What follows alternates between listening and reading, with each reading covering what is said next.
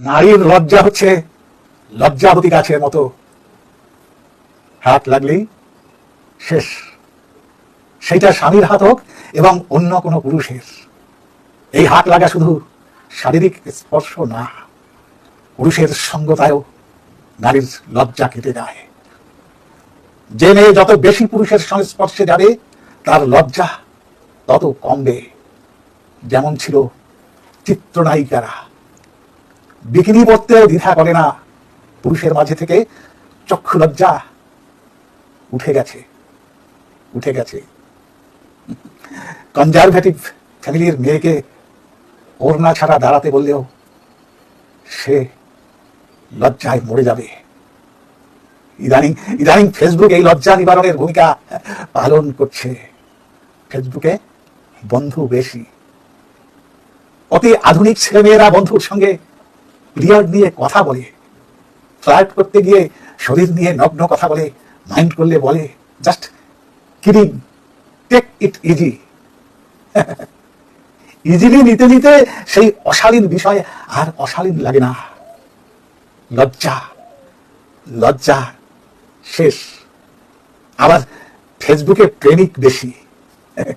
কেউ প্রেমে পড়েছে তো প্রেমিক রোমাঞ্চের ছলে অশ্লীল কথা বলে স্বামীর মতো, এরপর ব্রেকআপ হয়, আবার কারো প্রেমে পড়ে, আবারও চুম্মা চাটি, আরো কত কি করে, আবার ব্রেকআপ। লজ্জা সরবের মাথা খেয়ে মেয়েরা এক সময় নির্লজ্জ হয়ে যায়।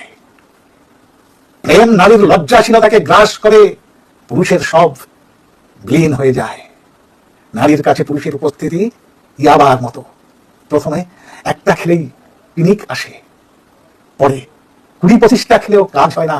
হ্যাঁ, ব্যাস একসময় পুরুষের প্রতি ফিলিংস কাজ করে না। প্রেমিকের ভালোবাসা তার কাছে পাঞ্ছে লাগে। একটার পর একটা পুরুষ বদল করে, কিন্তু স্থির হতে পারে না। জানাশোনা শেষ হলেই আর ভালো লাগে না, বোরিং লাগে। কারণ ডিফারেন্ট টেস্ট নিতে নিতে ভালোবাসার অনুভূতি শেষ।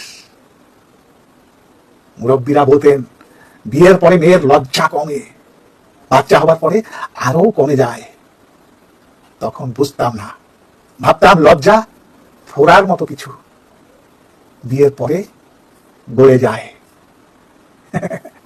এখন বুঝি আগে মেয়েদের কাছে স্বামী ছিল পুরুষ, তাই বিয়ের পরের কথা এসেছে। এখন বিয়ে লাগে না, পুরুষের কাছে আসতে ফেসবুক হলেই চলে। ফেসবুক সেই স্বামীর ভূমিকা পালন করে, তাই নয় কি?